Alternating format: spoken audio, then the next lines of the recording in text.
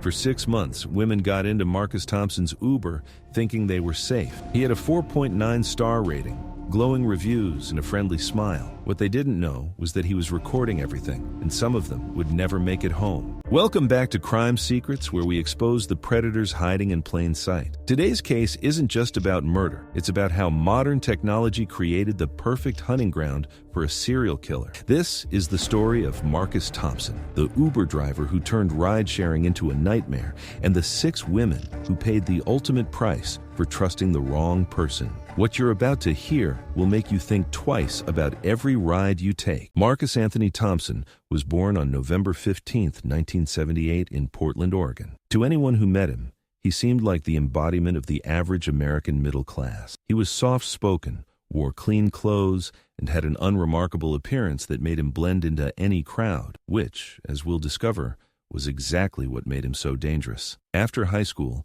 Marcus bounced between various jobs: warehouse work, retail, food service. He was never fired, never caused problems, but he also never excelled. His managers described him as reliable but forgettable, someone who did his job without making waves. This pattern of invisible mediocrity would become his greatest weapon. In 2019, Marcus moved to Denver, Colorado, after his mother's death left him with a small inheritance. He rented a modest 2-bedroom house in a quiet neighborhood and began driving for Uber. His reasoning seemed innocent enough. He needed flexible income and claimed he enjoyed meeting new people. But there was something much darker driving his career choice. Marcus had discovered that ride-sharing gave him unprecedented access to vulnerable women. Late-night pickups from bars, solo female passengers going home alone, women who had been drinking. The platform served them up to him like a catalog. And because of the app's built-in trust system, these women felt safe getting into his car. What made Marcus so terrifying wasn't his appearance or demeanor. It was his methodical approach to hunting. He spent months carefully building his reputation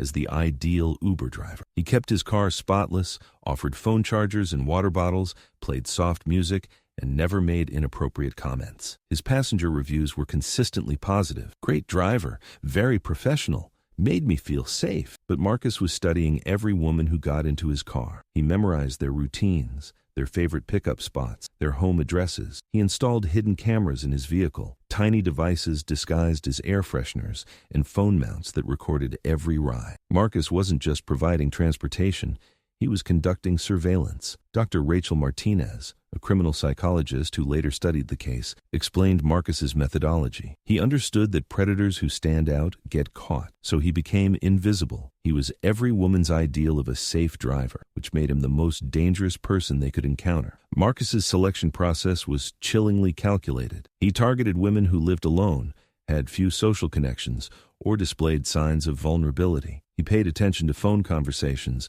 noting women who mentioned being new to the city or having relationship problems. He was building a victim profile while maintaining the facade of helpful driver. Denver's nightlife district became Marcus's hunting ground. Every Friday and Saturday night, he positioned himself near popular bars and clubs, waiting for the perfect targets. He learned the closing times, the peak demand periods, and the routes to residential areas where young women lived alone. His first victim was 23-year-old Sarah Chen, a marketing coordinator who had moved to Denver just 3 months earlier. On March 8, 2023, Sarah was celebrating a co-worker's birthday at a downtown club. At 11:47 p.m., feeling tired and slightly tipsy, she ordered an Uber home to her apartment in Capitol Hill. Marcus accepted the ride immediately. His rating was 4.9 stars. His car was a clean silver Honda Accord, and his profile photo showed a friendly, harmless-looking man. Sarah checked the license plate, sent the ride details to her roommate, and got in. She was following all the safety protocols women are taught. It didn't matter. The drive to Sarah's apartment should have taken 12 minutes. Marcus's GPS showed he completed the route and dropped her off safely, but Sarah never made it inside her building. Her roommate found her keys on the sidewalk the next morning, but Sarah was gone. What police later discovered was that Marcus had developed a systematic approach to abduction and murder that exploited every weakness in the ride-sharing system. He'd identified several remote locations along common routes where cell phone signals were weak. When he reached these dead zones, he would incapacitate his victims using a modified stun gun concealed in his center console. Once unconscious, victims were transferred to a hidden compartment he'd constructed in his trunk. Marcus would then complete the ride as normal in the app, marking it as completed, and leaving positive feedback for passengers who could no longer complain. The system showed successful rides, satisfied customers, and maintained his perfect rating. Marcus's basement revealed the horrifying extent of his planning. He'd converted the space into what investigators called a torture chamber, disguised as a workshop. Soundproof walls, restraints built into workbenches, and a collection of tools that had clearly been used for purposes far beyond home improvement. But perhaps most chilling was his record-keeping. Marcus documented everything: detailed files on each victim, photographs of their final moments, and meticulous notes about his methodology improvements. He treated murder like a hobby he was constantly trying to perfect. Over 6 months, 6 women vanished after taking late-night Uber rides in Denver. The victims were diverse: a college student, a nurse, a bartender, a young professional, an artist, and a graduate student. What they had in common was their age, all between 21 and 28, their single status, and their fatal decision to trust Marcus Thompson. Each disappearance followed the same pattern. Women would order rides from downtown entertainment districts, their phones would go dead during the trip, and they would never arrive at their destinations. But because Marcus was manipulating the ride completion system, there was no obvious connection to a single driver. Jessica Ward, 25, disappeared on April 2nd after leaving her job at a downtown restaurant. Maria Santos, 22, vanished on April 16th, following a night out with friends. Lisa Park, 27, was last seen getting into an Uber outside a concert venue on May 3rd. The pattern was there, but Denver police were treating each case as a separate missing person investigation. The breakthrough came from an unexpected source: Marcus's own arrogance. He had become so confident in his system that he stopped being careful about digital evidence. His phone contained GPS data showing he had been near each victim's last known location at the exact time of their disappearances. Detective Lisa Morrison caught the case after the 4th disappearance. Unlike her colleagues, she noticed the common thread: all the missing women had used ride-sharing services on the nights they vanished. But Uber's customer service was initially uncooperative, citing privacy policies and the complexity of their driver database. The breakthrough came when Detective Morrison obtained search warrants for Uber's records and discovered that one driver, Marcus Thompson, had been the last person to interact with 3 of the missing women. His background check had been clean. His ratings were excellent, but his digital footprint told a different story. When police obtained Marcus's phone records, they found something disturbing. He had been systematically screenshotting passenger pickup locations and home addresses. He had also been visiting missing person social media pages